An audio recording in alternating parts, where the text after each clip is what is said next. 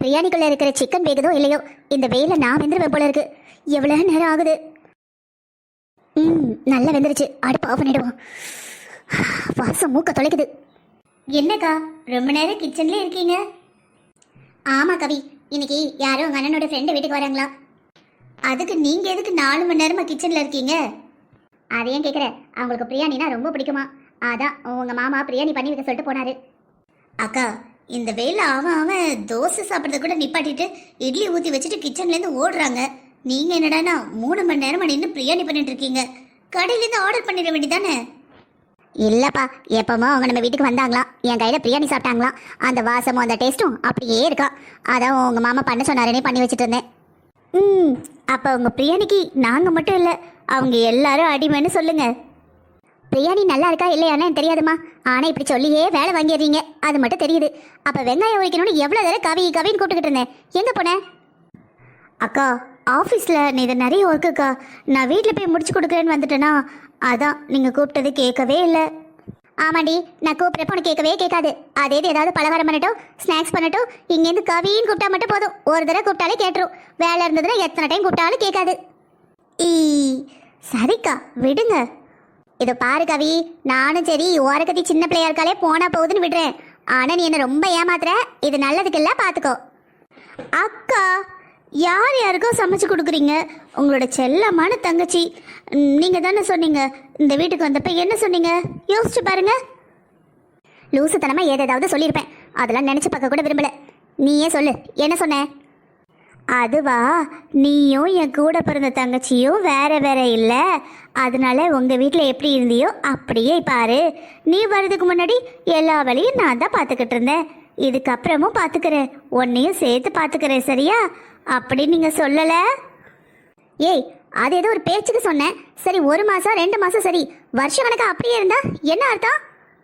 அக்கா, நான் மட்டும் வேலைக்கு போகலன்னா கண்டிப்பாக உங்களை ஹெல்ப் பண்ணுவேங்க்கா.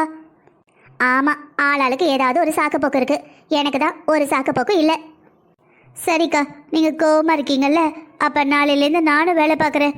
நாளையிலேருந்து என்ன, இப்போவே வேலை பார்க்குறேன். சொல்லுங்கள், ஆஃபீஸ் வேலை கிடக்கு, நாளைக்கு ஆஃபீஸ் போனால் திட்டுவாங்க, அவ்வளவுதானே. திட்டுனா திட்டட்டும், நீங்கள் சொல்லுங்கக்கா, என்ன வேலை பார்க்கணும்? எது வருதோ இல்லையோ, நடிப்பு நல்லா வருது. எல்லா வேலையும் முடிச்சுட்டேன், ஒரு வேலையும் இல்லை. போய் ரெஸ்ட் எடு. இல்லை இல்லை இல்லை இல்லை, உன் ஆஃபீஸ் வேலையை முடிச்சிருந்தாயே, அடுத்த ஈவினிங் போல் நான் ஏதாவது கூப்பிடுவேன், அப்பவும் ஆஃபீஸ் வேலை இருக்கு, இப்போவே முடிச்சுடு. அக்கா, நான் பிரியாணி சாப்பிட்டுட்டு போட்டுமா? இப்போவும் வேலை பார்க்க வரல, பிரியாணி சாப்பிட்டு தான் வந்தேன். அக்கா, உங்கள் பிரியாணி டேஸ்ட்டு அப்படியே எனக்கு இழுத்துட்டு வருது. அது சரி. சரிக்கா, நீங்கள் கோவமாக இருக்கீங்க, அதான் நான் கேட்டு கூட நீங்கள் வச்சு தரல. என்னடி உடனே கோவமா? இப்போ என்ன சாப்பிட்டா போறியா? சேச்சே, எங்களுக்காக எவ்வளோ கஷ்டப்பட்டு எங்கள் அக்கா பிரியாணி பண்ணியிருக்காங்க, அது எங்கள் எல்லாருக்கும் சேர்த்து வாசம் வர கம்ம இழுக்கு. நான் என்ன சொல்ல வந்தேன்னா, நீங்கள் கோவமாக இருந்தால் வச்சு தர வேணாம், நானே வச்சுக்கிறேன்னு சொல்ல வந்தேன். உன்னெல்லாம் திருத்தவே முடியாது, இரு வச்சு தரேன். சினி சினி, இந்த ரெடி. என்ன வீட்டில் சினி சினின்னு ஏழை போட்டுக்கிட்டு கிடக்க? உங்கள் பொண்ணு எங்கத்த? ஏன் என்னாச்சு? எதுக்கு இப்படி ஏழை போட்டுக்கிட்டு கிடக்க? அவளை கொடுத்ததுக்கு அப்படி என்ன வச்சிருக்க? அத்தை, கோவத்தை கிளறாதீங்க, அவளுக்கு என்னன்னு சொல்லுங்க. தெரியலடி, நான் என்ன மடியில் வச்சுக்கிட்டா இல்லை இல்லைங்கிறேன். இந்த பாருங்க அத்தை, வயசு வர வர அவளை கொஞ்சம் திருந்த சொல்லுங்க. அவள் பண்ணுறதுல என்னால் தாங்கிக்க கூட முடியல. நீ தாங்கிக்க முடியாத அளவுக்கு அவள் என்ன பண்ணிட்டா? அத்தை, உங்கள் புள்ள ஃபோன் பண்ணி அவர் கூட எப்போவோ இருந்தவங்களாம் வீட்டுக்கு சாப்பிட வராங்க, பிரியாணி பண்ணி வைக்க சொன்னார். நானும் எல்லாத்துக்கும் சேர்த்து வச்சுருந்தேன். ஆமாம், அதுதான் இளையவா கவி கொண்டு எல்லாரும் கொடுத்தாலே, நம்ம எல்லாரும் சாப்பிட்டோமே. ஆமாத்த, கெஸ்ட்டுக்கு எடுத்து வச்சது போக தான் மீதி நம்ம சாப்பிட்டோம். சரி, இப்போ என்ன? இப்போ கெஸ்ட்டுக்கு எடுத்து வச்சது காணும், பாத்திரத்தோடு காணும். ஏய், என்ன உளறிட்டு இருக்க? இப்போ என்ன, என் பிள்ளை எடுத்து சாப்பிட்டு பண்ண வரியா? அவளே வயிறு முட்டை சாப்பிட்டாச்சு, அதுக்கப்புறம் அவள் சாப்பிட்டுக்கிட மாட்டா. அது அவளை பற்றி இன்னும் உங்களுக்கு தெரியல? என்ன தெரியல? என்ன சொல்ல வந்து சொல்லு. வள வள வளன்ட்டு நானே வயிறு முட்டை பிரியாணி சாப்பிட்டு ஒரு சின்னதாக தூக்கம் போடலான்னு பார்த்தா வீட்டில் வந்து கத்திக்கிட்டு கிடக்கா. அப்பா பழனி ஆண்டவா, எல்லாரையும் காப்பாத்துப்பா. அத்தை, போன தடவை பிரியாணி பண்ணப்ப உங்க பொண்ணு என்ன பண்ணா? என்ன செஞ்சா? அவ ஃப்ரெண்ட்ஸ் எல்லாரையும் கூப்பிட்டு வச்சு விருந்து வச்சு முடிச்சிட்டா. ஏய், அது சின்ன பிள்ளை. இப்போவும் உங்க மக சின்ன பிள்ளை மாதிரி தான் பண்றா. எதை பண்ணணும் எதை பண்ணக்கூடாது ஒன்றும் தெரிய மாட்டேங்குது. நீங்களும் சொல்லிக் கொடுக்க மாட்டேங்கிறீங்க, என்னையும் சொல்லக்கூடாதுங்கிறீங்க. இவ சொல்லக்கூடாதுன்னு சொல்றாங்க. அப்படியா என் பிள்ளை இருக்கா? அப்படி விவரம் தெரியாமையா காலேஜ் படிச்சிருக்கா? இந்தாருங்க, என் சந்தேகமும் அதுதான். ஒரு விவரம் தெரியாம இருக்கா. எங்க எப்படி நடந்துக்கணும் எதுவும் தெரியல. இவளை பாஸ் பண்ணவங்க மட்டும் என் கையில கிடைச்சான். சரி சரி, அவன் கிடைக்கிறப்ப கிடைக்கட்டும். போய் ஒரு கிளாஸ் காஃபி போட்டு கொண்டு வா. எனக்கு எவ்வளவு பெரிய விஷயத்த சொல்றேன், உங்களுக்கு புரியுதா இல்லையா? ஏய் குய்யம்மையன் கத்தாத. உன் புருஷன் இப்பதான் ஃபோன் பண்ணா, திடீர்னு கேஸ் ஏதோ வந்துட்டான். அதான் வீட்டுக்கு வரேன்னால அவரும் உன் புருஷனும் கேஸை பார்க்க போயிட்டாவலாம். இன்னைக்கு வரமாட்டாவலாம், இன்னொரு நாளைக்கு தான் வருவாங்களாம். அதான் உன்ட்ட சொல்ல சொன்னான், நான் தான் சொல்ல மறந்துட்டேன். அப்பாட நல்ல வேலை. நான் கூட காலையில கறி வாங்கி கொடுத்து சமைக்க சொன்னாரு. மறுபடியும் அவங்க வர நேரத்துக்கு என்ன சமைக்கிறது, எப்படி சமைக்கிறது, யார் கறி வாங்கிட்டு வருவா, வேலையில யார் பாப்பா, சும்மாவே வெயில் போட்டு கொளுத்துது. படபடன்னு வந்துட்டு இப்பதான் நிம்மதியா இருக்கு. ஏட்டி அதான் அவங்க வரல, போ போய் ஒரு கிளாஸ் காஃபி கொண்டு வா. அத்தை, இந்த சொர்க்கம் மகள சொர்க்கம் அது இப்போ என் கண்ணுக்கு தெரியுது. ஒரு 10 நிமிஷம் என்னை எந்த டிஸ்டர்பும் பண்ணாதீங்க. ஏய் சினி, எங்கடி போன? என்ன நீ, என்னாச்சு? என் ஃப்ரெண்டை பக்கம் தான் போனேன்.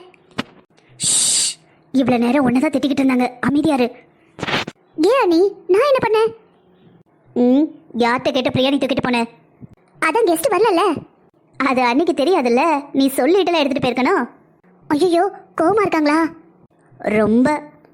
அண்ணி காப்பாத்துங்க அண்ணி. அன்னைக்கு கோவம் வராது, வந்தது அவ்வளவுதான், விட்டா அடிச்சிருவாங்க. இத பிரியாணி ஆண்டவை தூக்கிட்டு போறதுக்கு முன்னாடி யோசிச்சிருக்கணும். அண்ணி ப்ளீஸ் அண்ணி, காப்பாத்துங்க அண்ணி. நான் ஒரு வாரத்துக்கு முன்னாடி ஒரு ஃபைல் எழுதி கொடுக்க சொன்னனே, முடியாதுன்னு சொன்ன, நேரம் இல்லைன்னு சொன்ன. அண்ணி அப்ப நிஜமாவே நேரம் இல்ல அண்ணி. என்ன பண்றது, அக்கா கையில மாட்டுனேன், அவ்வளவுதான். கிச்சன்லேயே போட்டு வறுத்து எடுத்துருவாங்க. நீ வேற டிகிரி முடிச்சிட்ட, வெயில் வேற மண்டைய பழக்குது, என்னோட ஒர்க் வேற இருக்கு. எழுதி கொடுத்தனா ஏதாவது செய்யலாம். அண்ணி நீங்க தான் என் தெய்வம், நீங்க என்ன சொன்னாலும் கேட்குறேன். தயவு செஞ்சு பெரிய அண்ணிக்கிட்டேருந்து காப்பாத்துங்க. என்னத்த சொல்றீங்க? பவுன் ஏறுது இறங்குது, அதை நம்பி வாங்குற மாதிரி இல்லை. இப்படிதான் போன மாசம் சொன்னீங்க, பவுன் விலை ஏறிக்கிட்டே போகுது, போய் ஒரு 2 பவுன் இட்டு ஒரு 2,60,000 ரூபாய்க்கு 2 பவுன் காயின் தான் எடுத்துட்டு வந்தோம். மறுபடியும் பாருங்க, ஒரு வாரத்தில் விலையெல்லாம் குறைஞ்சி போச்சு. 1,10,000 வந்தது.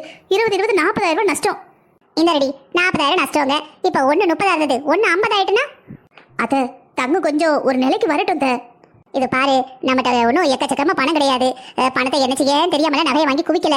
எப்படியும் நம்ம சினிக்கு கல்யாணம் பண்ணணும், 50 பவுனாவது போடணும். ஏறுதோ இறங்குதோ 50 பவுன் கையில வேணும். இப்பமே எடுத்து வச்சுக்கிட்டா நல்லது. நாளைக்கு வரேன் பேசினதுக்கு அப்புறம் பவுனுக்கு எங்க போவியே? இல்ல கல்யாணத்தை நடத்தணும், அடுத்த ரிசப்ஷன் இருக்கு, அவளுக்கு தேவையானதை செய்யணும். இதுக்குள்ள எங்க போவியே? இப்பமே கொஞ்சம் கொஞ்சமா எடுத்து வைக்கிறது நல்லது தானே? சரித்த, ஒரு 2-3 மாசம் ஆகட்டும், இப்போ தானே எடுத்துருக்கு.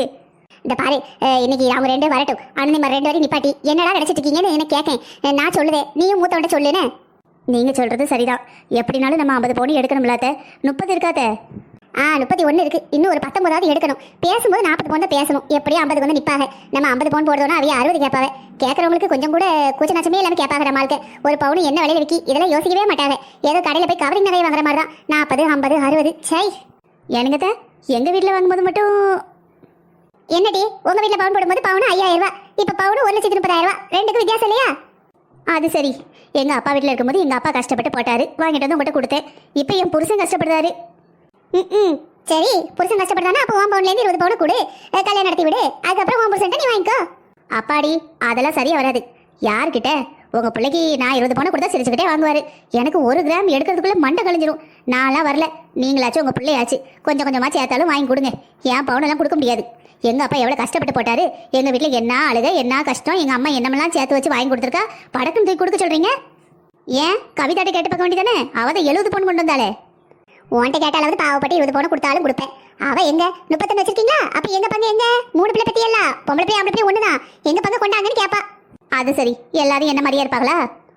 சரிங்க நீங்க கேட்ட மாதிரி நான் நோட்டு ஃபுல்லா எழுதி கொடுத்துறேன். தயவு செஞ்சு காப்பாத்துங்க. மாட்டுது அண்ணன் போட்டு கொடுத்து பாக்கெட் மணி எல்லாம் கட் பண்ணிடுவாங்க. சரி ஐயோ பாவமேன்னு பார்க்குறேன். அக்காவுக்கு மட்டும் அவ்வளோ பயம், நம்மள மதிக்கிறது கூட கிடையாது. போனா போகுதுன்னு விடுறேன். கிளம்பு, நான் பார்த்துக்கிறேன். என்ன அண்ணி, நான் நேரம் பேசி முடிச்சாச்சா? அண்ணி நாங்கள் மெதுவாக தானே பேசணும், உங்களுக்கு எப்படி தெரிஞ்சது? நீ வந்த உடனே தெரிஞ்சது. ஆமாக்கா, நாங்கள் மெதுவாக தானே பேசணும், எப்படி கேட்டுச்சு? என் மாமியார் போட்டுக்கிற கருப்பு கண்ணாடியில் தெரிஞ்சது. அண்ணி அது வந்து பிரியாணி கொண்டு போன. சரி, கொண்டு போன பிரியாணி சட்டி எங்க? அண்ணி பிரியாணி சட்டி நாளைக்கு அலசி கொண்டு வரேன்டா. ஏய், பிரியாணி சட்டி அலசி கொண்டு வருவாங்களா? அவசரப்படாதீங்க நீ, எனக்கு புரியுது. உங்க பிரியாணி சட்டி நல்லா ஊற போட்டு மெதுவா கோடு விழாம அலசி கொண்டு வரணும், அதானே? பரவாயில்லையே, அக்கா சொல்றது அப்படியே சொல்ற. இந்த மாதிரி அத்தனை தடவை மேடம் தூக்கிட்டு போய் கொடுத்துருக்காங்க. பாத்திரம் கோடு கூட வந்து திரும்பி வந்திருக்கு. எக்ஸ்பீரியன்ஸ் பேசுது கவி. அண்ணி அப்ப கோவம் இல்லையா? இல்லடி, அதான் அவங்க வரலையாமே. பிரியாணி நம்ம வீட்டில் இருந்தாலும் வீணாக தான் போயிருக்கோம். அத்தை ஒரு நேரம் தான் சாப்பிடுவாங்க. கவி டயட்டு, அவருக்கு உங்கள் சின்ன அண்ணனுக்கு நான் ஏற்கனவே கொடுத்து விட்டுட்டேன். பிரியாணிலாம் ஒரு டைம் தாண்டி, நைட்லாம் கூட சாப்பிட்டாலும் ஒரு கைக்கு மேலே உள்ளே இறங்காது. நல்ல வேலை, நான் கூட அத்தை சொன்னோன்னு வேஸ்ட் ஆயிருமே நினச்சேன். நீ கொண்டு போய் கொடுக்க போய் எல்லாம் காலி ஆயிடுச்சு. காசு கொடுத்து வாங்குறது பெருசு இல்லை, அதை வீணாக்காமல் இருக்கணும். யாரோ ஒருத்தர் சாப்பிட்டா சரி. தேங்க்ஸ் அண்ணி, நான் கூட பயந்துக்கிட்டே இருந்தேன். யாரு நீ பயந்த? இதை நான் நம்பணும், நம்பிட்டேன். அக்கா ஏன்க்கா அப்படி பண்ணுறீங்க? என்னாச்சு கவி, இப்போ உனக்கு என்ன பிரச்சனை?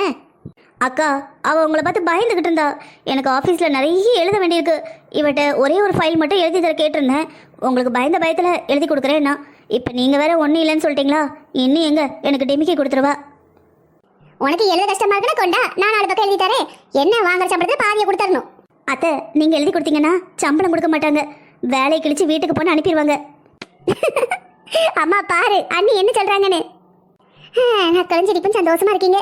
எந்த வீட்டுக்கு போக போறாளோ, எந்த மகராசனுக்கு கொடுத்து வச்சிருக்கோ. ஆமா ஆமா, யார் அனுபவிக்க போறாங்களோ. அண்ணி இந்தாரடி பவி, சொன்னாலும் பாரு, உங்க 2 பேரையும் என் பிள்ளைங்க தாங்கிறத விட என் மக சீனிய என் மருமக தாங்க தாங்கன்னு தாங்க போறா. தாங்கன்னா சரி, அடிச்சு பத்தி விட்டுட்டா நமக்கு தான் கஷ்டம்.